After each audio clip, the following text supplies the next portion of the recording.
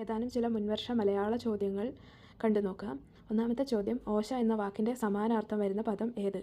Option A ദോഷം, B ശബ്ദം, C വാക്ക്, D പരിഹാരം. ഇതിൻ്റെ ശരിയായ ഉത്തരം ബി ആണ്, ശബ്ദം.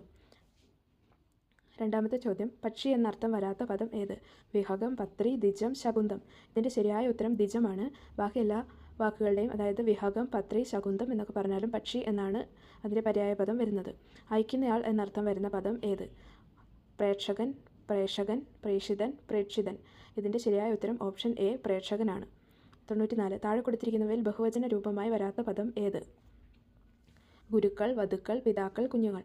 ഇതിൽ പിതാക്കൾ, വധുക്കൾ, കുഞ്ഞുങ്ങളൊക്കെ നോക്കുമ്പോൾ അത് ബഹുവചനമാണ്, ഏകവചനത്തെ അല്ല സൂചിപ്പിക്കുന്നത്, ഒന്നിൽ കൂടുതലുണ്ട്. അപ്പോൾ അതിൻ്റെ ശരിയായ ഉത്തരം ഗുരുക്കളാണ്. അതൊരു സ്ഥാനത്തെയൊക്കെ സൂചിപ്പിക്കുന്നതാണ്. 95. താഴെ കൊടുത്തിരിക്കുന്നവയിൽ ശരിയായ പദം ഏത്? മഠയൻ, മടയൻ, മടയൻ, മഠയൻ.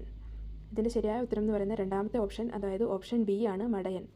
96. കാസ്റ്റിൽ ഇൻ ദ എയർ എന്ന ഇംഗ്ലീഷ് ശൈലിയുടെ വിവർത്തനം ഏത്?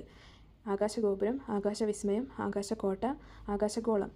ഇതിൻ്റെ ശരിയായ ഉത്തരം എന്ന് പറയുന്നത് ഓപ്ഷൻ സി ആകാശക്കോട്ടയാണ്. 97. ചോദ്യം, സർവജ്ഞൻ എന്ന വാക്കിൻ്റെ വിപരീത പദം ഏത്? സർവജ്ഞൻ എന്ന് പറയുമ്പോൾ എല്ലാം അറിയുന്നവനാണ്.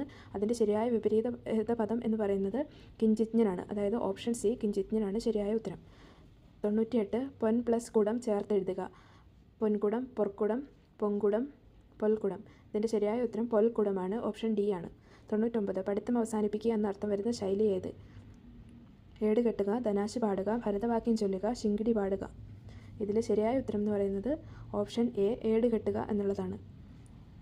100. ചോദ്യം, ശ്വശുരൻ എന്ന പദത്തിൻ്റെ എതിർലിംഗം ഏത്? ശ്വശുരൻ്റെ എതിർലിംഗം എന്ന് പറയുന്നത് ഇതിൽ തന്നിരിക്കുന്ന ഓപ്ഷൻസ് ശ്വശുരു, ശ്വശ്രു, ശ്വശുര, ശ്വശു.